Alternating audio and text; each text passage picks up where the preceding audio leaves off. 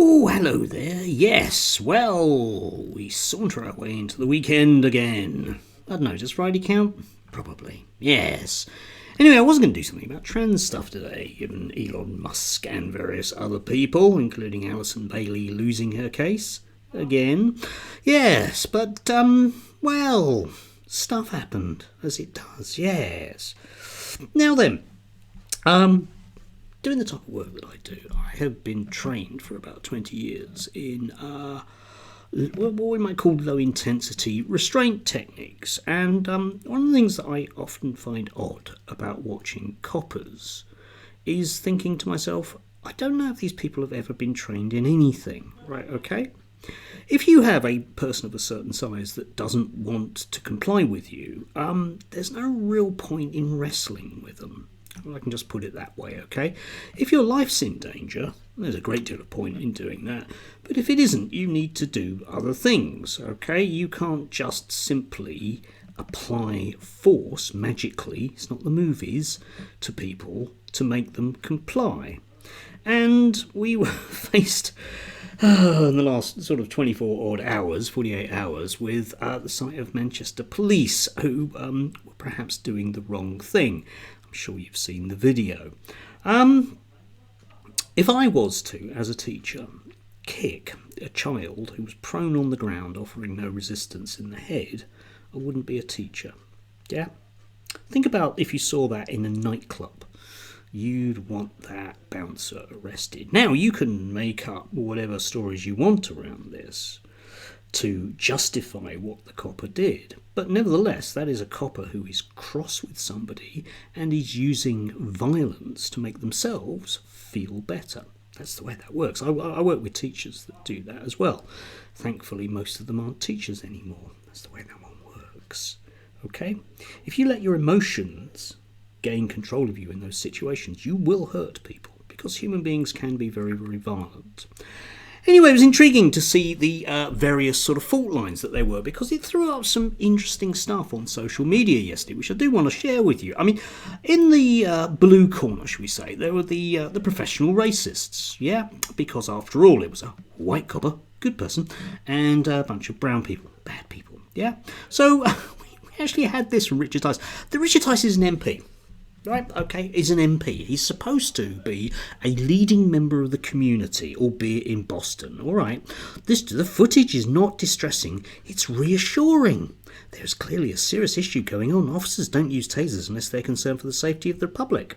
Well, if the police had used appropriate action in Leeds rather than running away, the riots wouldn't have been so bad. Yes, if you notice, you see, that there's that instantaneous linking between an incident in one part of the country and an incident in another part of the country, but the same people who are dangerous are involved. So Richard is entitled to suggest that the police can act unlawfully, because it's about people that are inherently dangerous. That's what makes Richard a racist. Just thought I'd share that one with you. You can disagree with me if you think he's not a racist, that's fine, but that's a racist thing to come out with.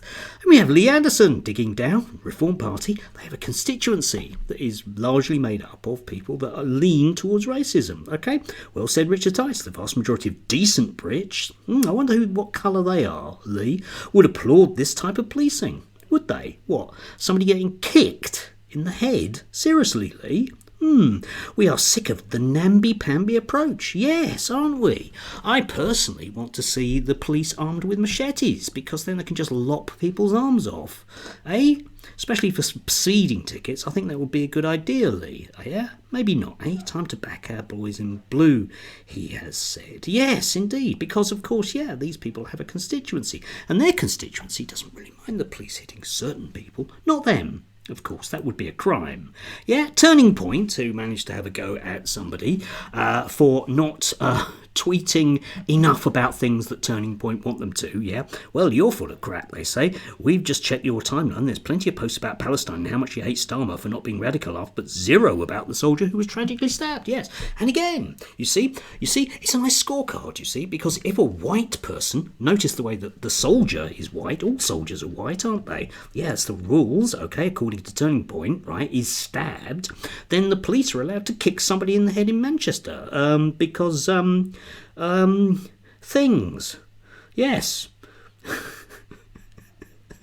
How does that work exactly in reality, eh? Well, it doesn't matter, of course, because Turning Point have a constituency, and their constituency demand that they come out with racism that way, okay? That's where their funding comes from.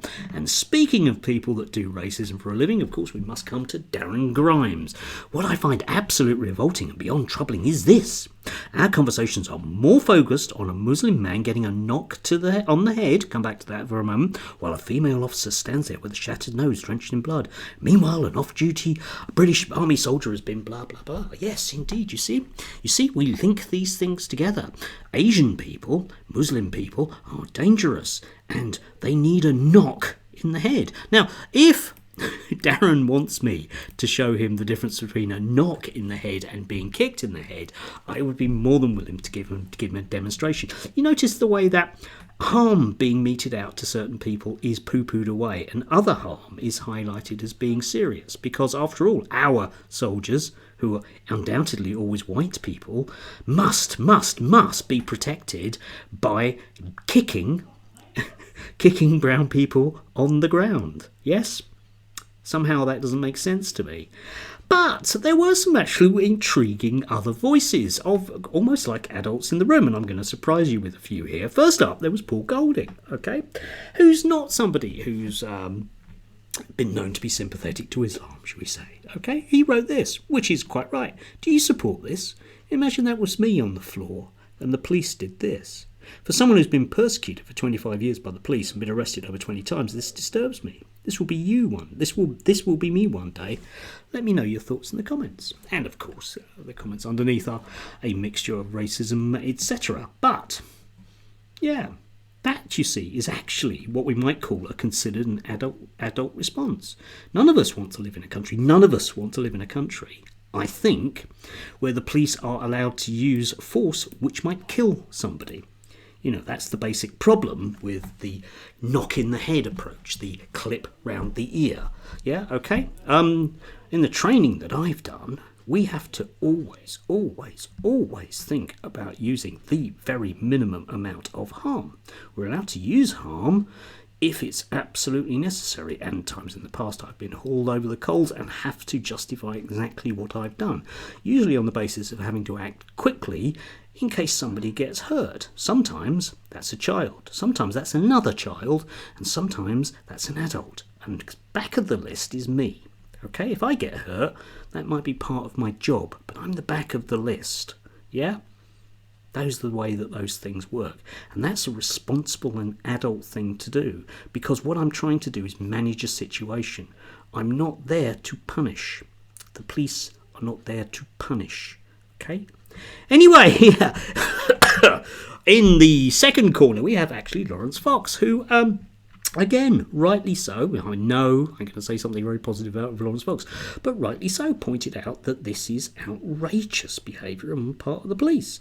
And of course, loads of people in his comments then, basically, because he has that kind of racist community behind him, of course, didn't like what he had to say. And I will leave a link down below, but he's put up a stuff explaining exactly where he's coming from. You might not like Muslim people, but if you want to live in a country where the police are simply allowed to be as racist as they were in the 1970s, you better make sure that you're not unlucky enough to meet those people. Yeah, you might not care about Stephen Lawrence, but you might be Blair Peach, mightn't you? Yeah, you might be Sarah Everard, eh? Yeah. Innocent individuals caught up by nasty, violent police that are allowed to do it. It's just a knock in the head with namby-pamby people complaining about it. Yeah, and of course, I mean, you know, the press is going to be divided on this in the usual lines. The Daily Telegraph managed to highlight the fact that there were Muslim people who were unhappy about what had happened. Yes, I'm quite sure that that copper involved there will not be a copper in a very short period of time. If he still is, there are some very serious questions that need to be asked about things like recruitment. And, like I've said, we've known this for a long time. Don't like people that get paid to be racist. And I don't like people that invent excuses for nasty, thuggish, fascistic behaviour against groups of people that they don't like. Yeah? Paul Golding is right. It could be you. I hope that Darren isn't knocked in the head by a copper simply because he's not doing exactly what the copper wants. After all, it'd be a bit namby-pamby if he was, wouldn't it? Anyway, do have a lovely Friday. Some of us have got to work today. Oh my God. That'd be nice, actually. And, yeah. And then it's, hurrah, the weekend, which my ancestors fought for. Or was that against fascism? Yeah, probably both. Anyway, enjoy.